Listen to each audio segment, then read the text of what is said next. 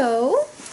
In this lecture we are going to put some information together. Okay, we're going to play more than one note in the bass clef, and I'm going to introduce another concept to you.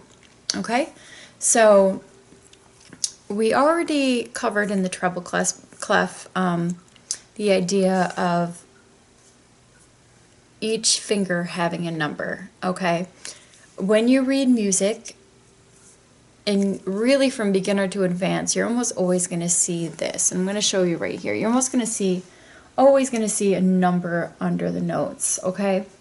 And the purpose of those numbers is to show you which finger to play when you're playing those notes. And the reason it's important to put the right finger on the right note is because you always want to be prepared for the next note, okay? So sometimes you won't see these numbers and you'll have to figure it out yourself, but usually the person who's written the music is going to sort of put these numbers in as a guideline for you, all right? So you're going to know which fingers to use in order to prepare for the next note, all right? So I'm going to go over it one more time. When you see a 1, it's always going to mean your thumb. So if you see a 1 at the bottom of the note, you're going to know that your thumb is going to be the one plucking the string, okay? 2 is always going to be the pointer, 3 is the middle finger, and 4 is the index finger. We never use the pinky when you're playing harp. It's just not physiologically really possible. It would be, you'd have to sort of contort your hands to reach the strings with your pinky, and it just doesn't work. So you're only going to use 4 fingers on each hand when you play the harp. So there's only going to be 4 numbers, 1, 2, 3, or 4. Okay? So I want you to look at this chart that I've drawn up. And you'll notice this is in the bass clef. Okay? So we're going to be using our system to find the notes in the bass clef. And here you see a 2 and a 1 and a 2 and a 1. So all that means is that you're going to be using these 2 fingers, because this is 2, okay? The pointer is always 2, the thumb is 1. So what that means is that you're only going to be using these 2 fingers, okay? So let me show you what that looks like. And we'll go over the notes in a little bit. But what you're essentially playing when you look at those notes,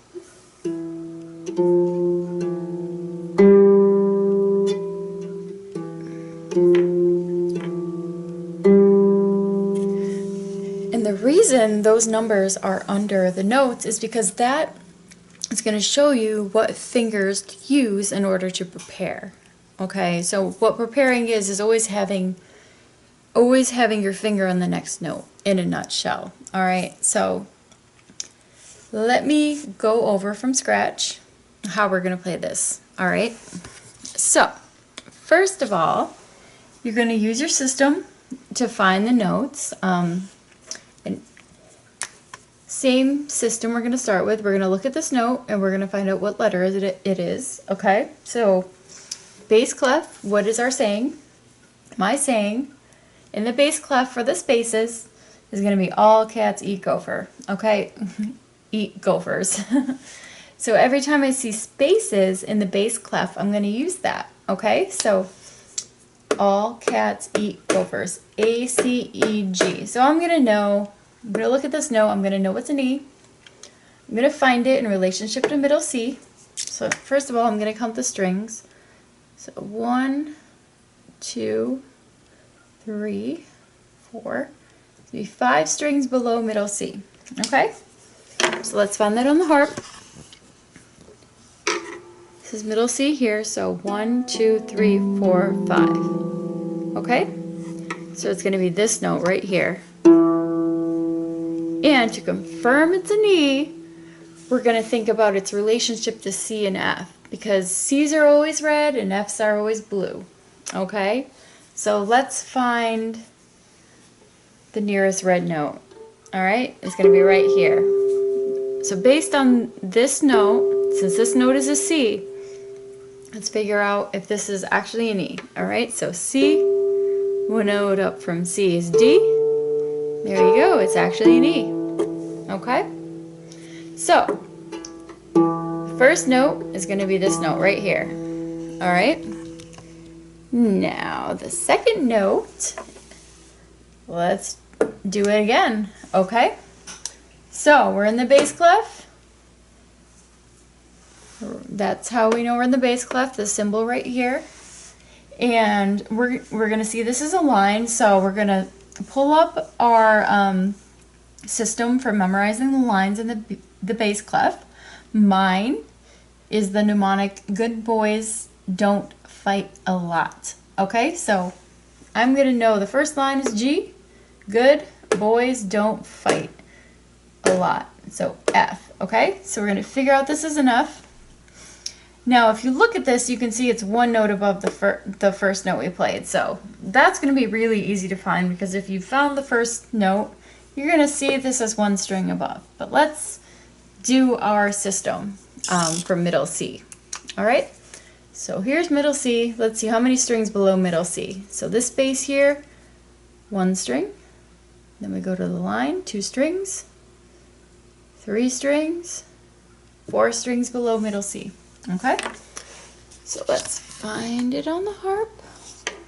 1, 2, 3, 4. Okay, now this note is easy to confirm because we know it's an F and all Fs are blue. So we don't have to even look in relationship to another string because we know this string is blue, so we know it's an F. So we already know we have the right note, okay? It's just a matter of finding where it is on the harp.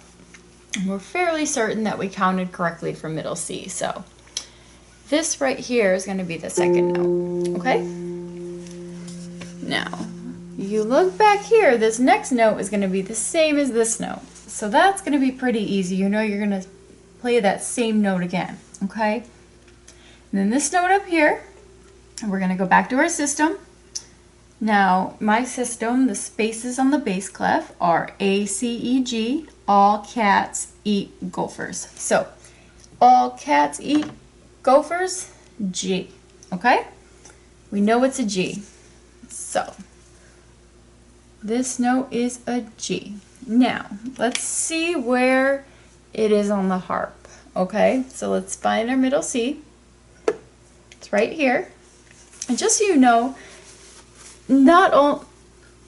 this note is not going to be on all of the music that you see.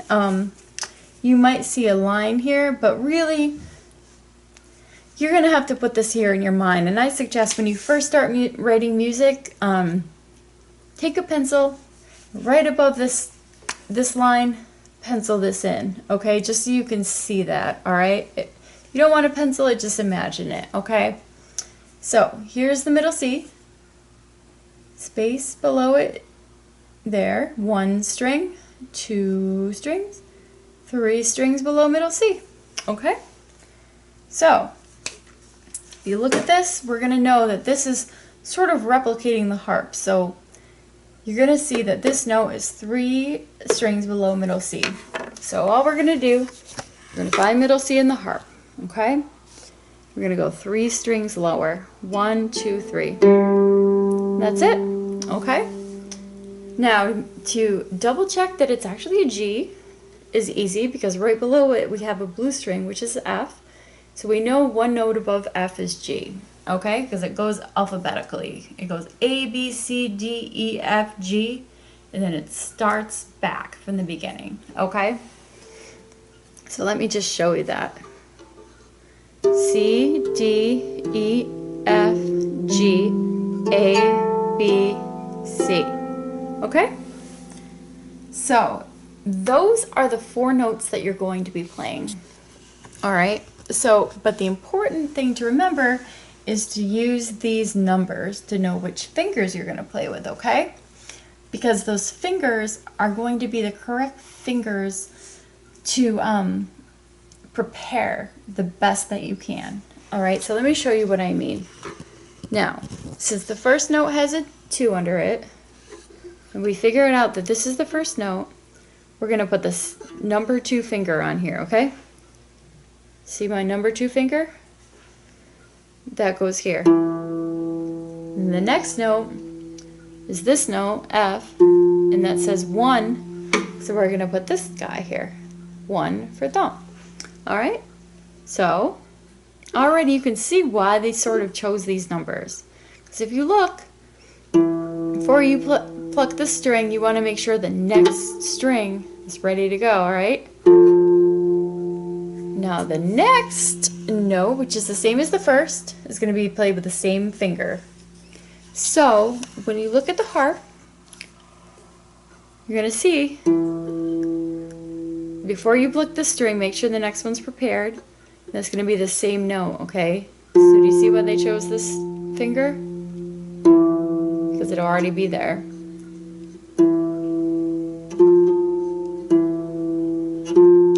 And then the last note, if you look, we determine is the G. It has a 1. So we're going to use this thumb right here, okay? So we've already played these notes. Now before you pluck the string, you're going to have the thumb ready to go. Alright? So, as you can see, the fingers that they suggested using, they suggested because those are the fingers that are most going to prepare you.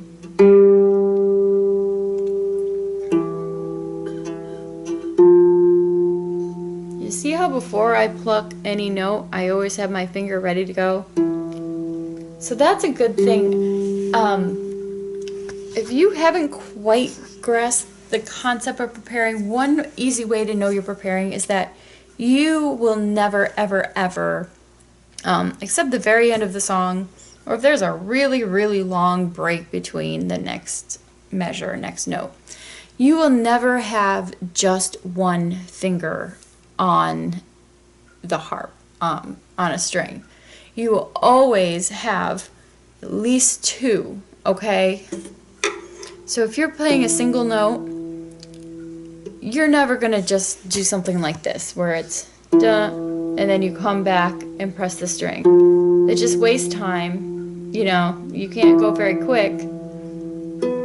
It's just not practical. So always remember, especially, you know, when you're first starting out, just always try to keep that in mind, that you never want just one finger on the string. You always want to be prepared for the next string that you're going to play. So if you were to say you were going to play these 2 notes, da and da, you would not ever go da, da, or even with the same finger. You would never do that.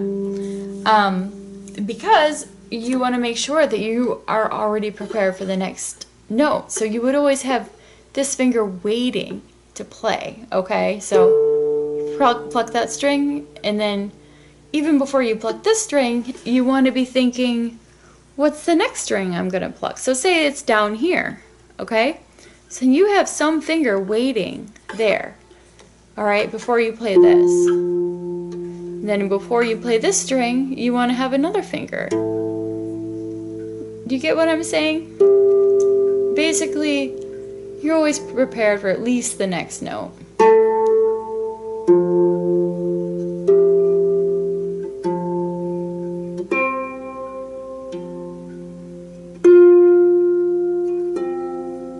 See how I always have 2 strings? 2 fingers on the strings? So I just want you to learn that, especially if you're just starting out, it's really important to keep that in mind, because you're gonna, especially when you play more advanced pieces, it's really, really gonna come in handy. It's gonna make things a lot easier to play, and you're gonna be able to play a lot faster and more fluidly. So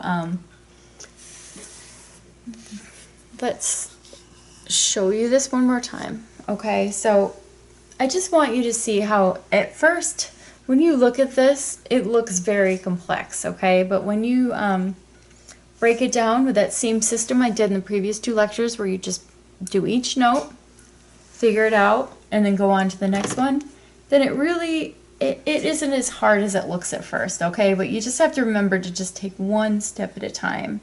You know, just figure out one piece at a time, and then start to put the other pieces together. Like when you have practiced the bass clef and you're really familiar with the notes, you know, then start to look at these numbers and start to, you know, assimilate that information in. And then remember when you're playing anything to prepare.